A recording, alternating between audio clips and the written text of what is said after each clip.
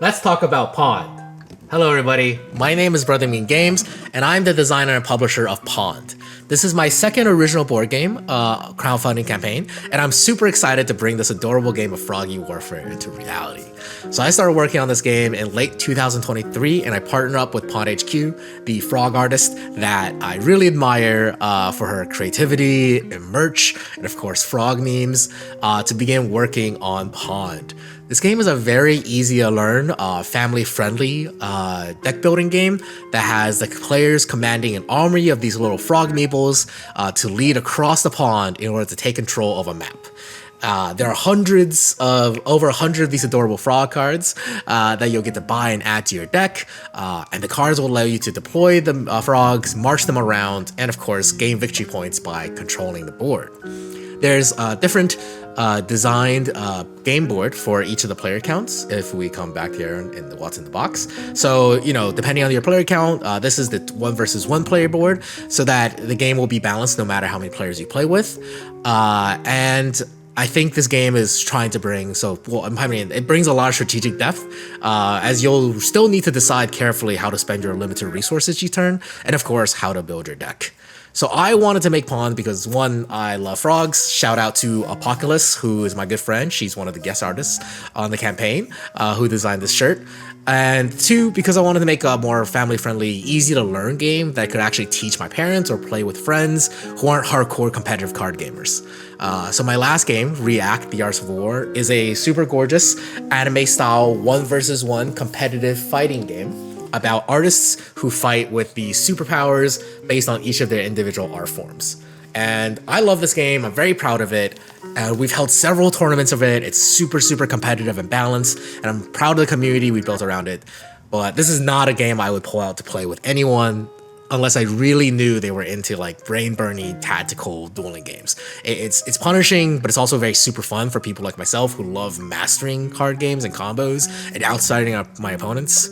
So yeah, it's a great game. I'm very proud of it. It's shipped to consumers back to last year after a successful Kickstarter campaign. But it's just, you know, I quit my job after that game, that Kickstarter concluded, to do board games full time. And whenever I tell people I make board games now, they always want to know, is there anything like, oh, can we play one of your games? And it's like, oh yeah, no, you're not gonna like React. So I really wanted to make something that I can actually be proud of with, you know, like, well, I go hang out with my wife and she introduces me to her coworkers, or my parents bring over some of their friends and they have a kid. I want to have something that I'm proud of, but also because at the time I didn't see a lot of frog themed board games. And I really wanted to make a really cute frog-themed board games because I love frogs. So that's what Pond is. It's a lightly asymmetric area control game that still delivers a tactical gameplay, because I can't design a game that doesn't have a lot of tactical depth, but this is way easier to learn than anything I've designed so far. And it's also a deck builder, and I love deck builders. I started my board game journey with Dominion, as with so many people, you know, my age, and I love how fun games like Clank and Thunderstone are, but I've always felt like a lot of the more modern deck builders have overcomplicated their kind of design space with so many different types of resources, usually 2 or 3, so that to the point where like the deck building itself, like the card combos, aren't as interesting. There's not as many soft synergies because they have to focus on allowing you to kind of do all the different mechanics and different resources that the game has you interacting with. But not to say those games are bad, I love them, but they're not great because they're great deck builders. They're great because they've managed to take deck building as a mechanic and introduce it to something, you know, super fun.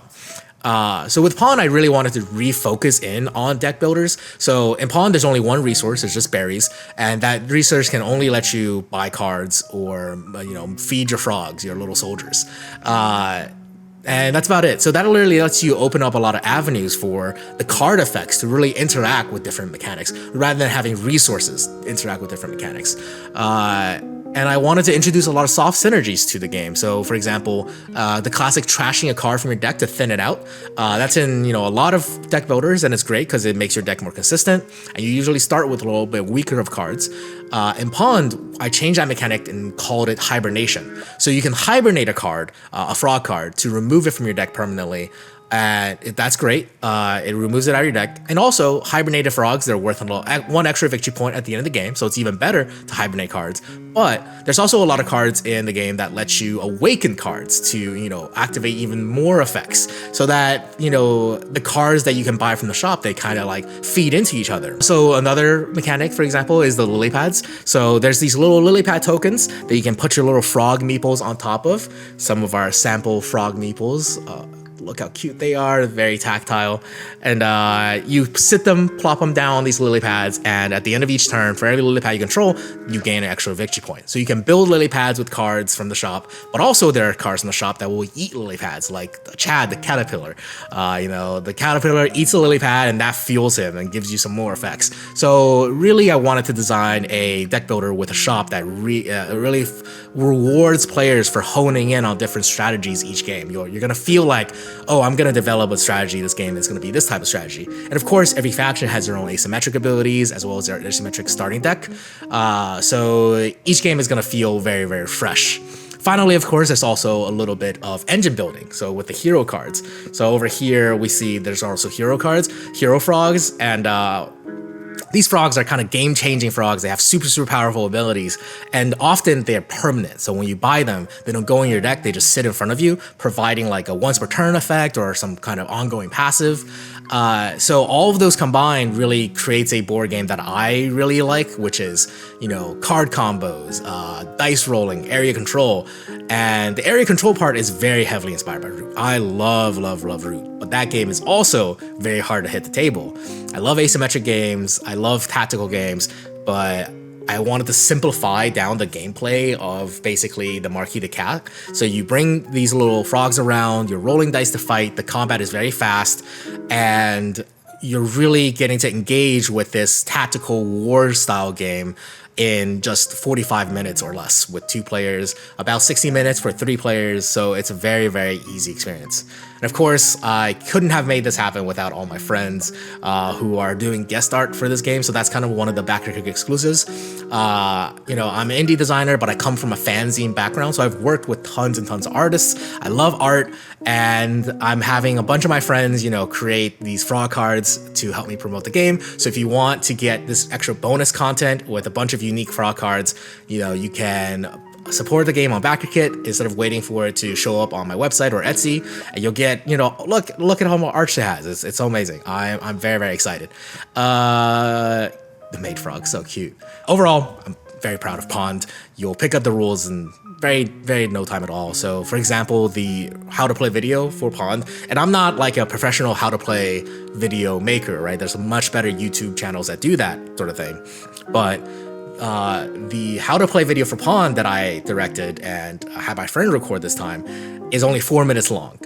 And I'm very, very proud of that, because the how to play video for React that I made that you can find on my YouTube channel is 21 minutes long, right? So this is a much easier game to play. And so I really hope you'll consider giving Pond a chance. If you like deck builders, you're gonna find something very familiar with a really engaging area control framework. If you just like frogs, but you're not like a hardcore gamer, you're still gonna really get a game that's easy to learn and tactical and rewarding, that has lots of replayability. And if you get it on Backerkit, you're gonna get these adorable frog pieces and this deck of gorgeous promo cards from my art friends. So yeah, thank you so much for listening to me talk and rant.